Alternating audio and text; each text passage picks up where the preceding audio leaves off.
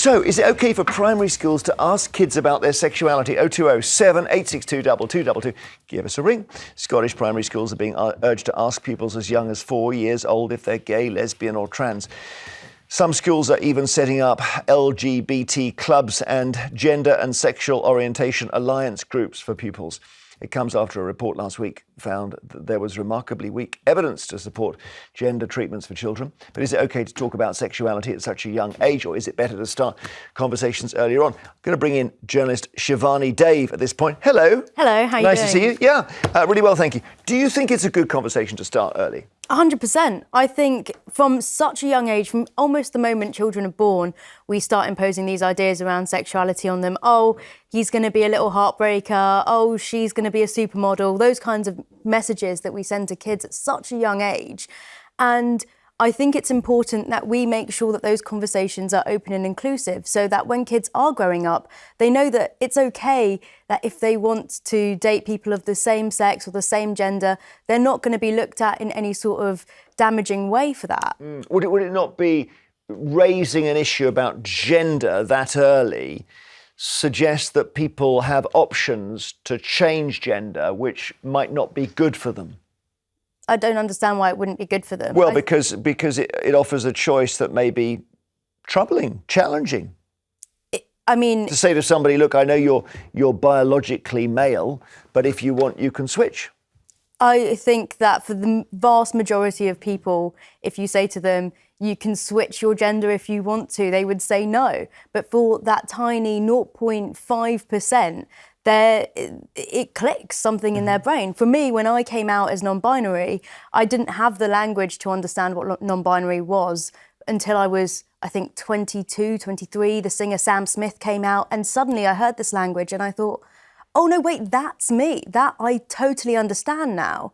I feel like there's place for me in the world. And I think that if you encourage children to understand more about the experiences of others, they might be able to see themselves in those experiences and feel less alone. I've seen a story saying that the old announcement at Assembly where the head teacher says, "Good morning, boys and girls," has got to stop. Do you see the argument there? I see the argument because it's not a division in that way. Well, I think it's easier to just say, good morning, everyone. It's inclusive of everyone. It's including the teachers. It's including... It's not as personal, though, is it? Isn't it?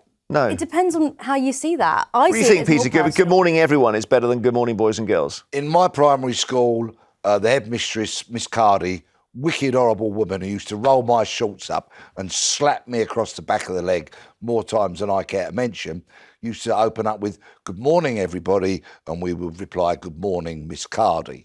However, back to the subject in hand. Shivani, may I respectfully ask, do you have any parenting experience? I have a cat and a dog. Okay, but you've not parented any human beings? No. Okay. I'm a father of three, and the youngest two, I was full-time house husband because my wife had to return back to work. And in raising all three of my children, at the age of 4, they are fundamentally too young, frankly, not interested to be asked or taught anything whatsoever about their sexuality, their gender, their choices. It is way too young. History will show that people who push such a, quite frankly, perverse set of policies onto our vulnerable young children will, soon enough, be resoundingly found to have been on the wrong side of history. Do you think okay, that's true? No. I think, great, you've raised 3 children. I hope they're happy. I hope they're healthy. They are. Great. I think you're wildly incorrect because, with all due respect, I think I was 4 years old a lot more recently than you were. And I totally understand that at 4 years old, you're not going to be there wanting to sit down with a book and understand about gender and sexuality and learn all the language and understand all the flags. But when you are 4 years old, if you want to express yourself in a way that isn't necessarily something that is common for someone with your sex characteristics to express yourself as, then you are usually told not to do that. And all this is about encouraging people to express themselves how they want to be their fullest of self. And the fact that you use the word perverse to describe the LGBTQ plus community is downright disrespectful. It's downright wrong. I didn't use it to describe that community. Who are you describing? Those who push this agenda of forcing questions about sexuality and gender on 4-year-olds. Please, under no circumstances, misrepresent what I say. Okay, let's take a call. Linda in Kent, you used to be a teacher. Oh, no, sorry, Jeremy, I wasn't a teacher. I wasn't that high up. I used to work in an after-school club. Oh, okay. What do you think of just gently raising these questions about which way are you facing gender-wise, sexually with children? I just wonder, Jeremy, why would we want to? Children just want to play. They're not interested. If I had have raised that subject, which I would never have done in the first place, I'm sure they would have looked at me blank and said, can I go off and play now? We also used to let the children do not what they liked, but if a boy wanted to play with the dolly pram or go in the dressing up box and put on a dress, well, he did it. We never made a big thing out of it. But I just think that was what I was going to say. Go on, Linda. Yeah, just a minute. I forgot what I was going to say now. No, don't worry. Pause, because Iman's coming in. Hang on, pause, Linda. Come back to us, Linda.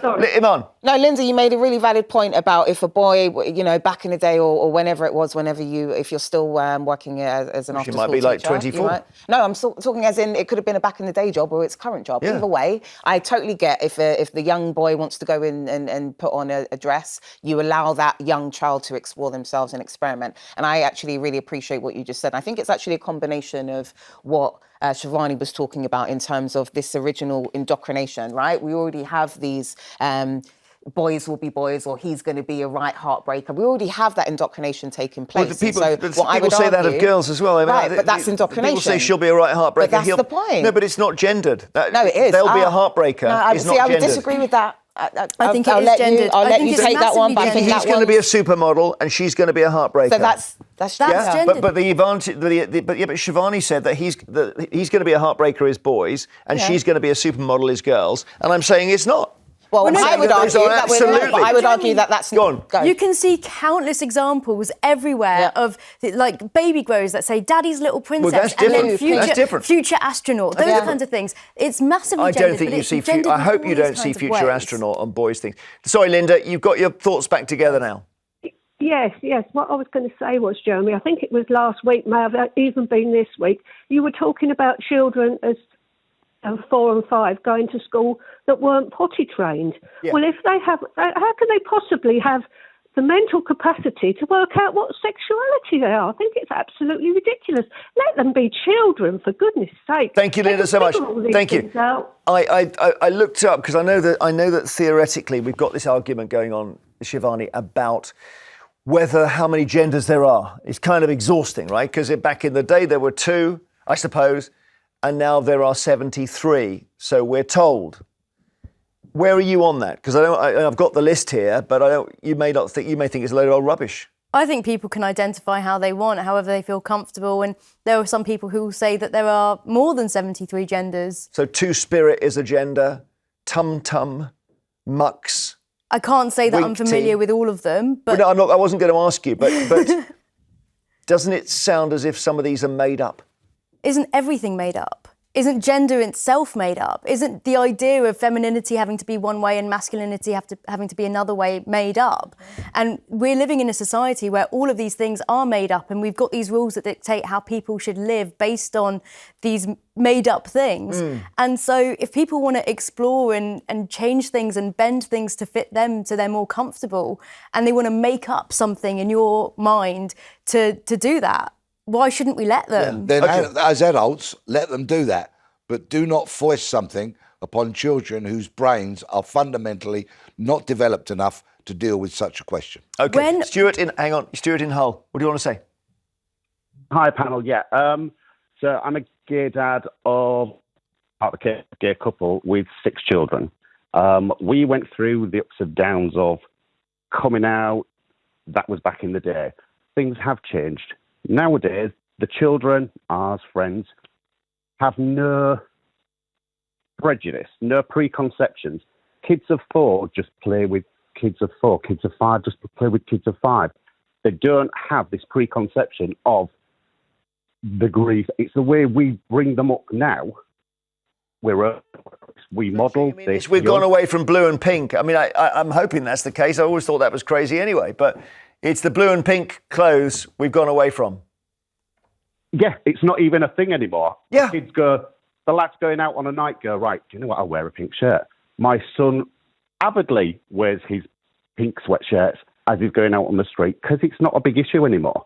We don't need to put, as time has gone by, time has moved by from 20 years ago, where now we are moving forward, but we don't need to be having those conversations at this moment in time. All right, with the Stuart, children. thank you. I'm just going to try and get Barbara in Brighton in as well. Hi, Barbara.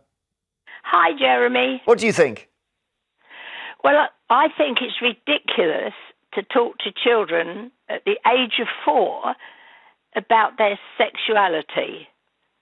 Well, their gender, I suppose. But yeah, exactly. Gender. Yeah, The thing is, Jeremy, I was a primary school teacher. I'm now 83, and all the time I was in primary school, we had children who wanted to play with boys' things and do boys' things, kick a ball round. We had boys that wanted to play in the Wendy house with the dolls, and we just let them play. We let them be what they wanted to be and play as they wanted to be, but we didn't have to push gender onto them. Are you a boy or are you a girl? Is this where it's gone wrong, Shivani, that we've created all these labels and we didn't actually need them? I don't know if that's the case, because we always have pushed these ideas onto kids. When a 4-year-old comes home and they're talking about their new friend who's of the opposite sex, one of the most common things people will say is, oh, is that your boyfriend? Is that your girlfriend? And parents lovingly have these conversations with their kids. They don't mean any harm by it, but it's something that we, as a society, do say as a default to children talking about their new friends. Peter? Well, my kids all had friends of the opposite sex, and we never had such conversations. Well, aren't you so progressive? Nor did we take the mickey out of them over that kind of thing. And they've all grown up to be perfectly confident, settled people with many friends that are male, female, gay, straight, and at no stage in their lives did we need to question them about their gender or their sexuality. All right. Thanks, all. We let them make their own decisions Thank you. as they get old enough. Good to see you, Shivani. Thanks so much for coming in.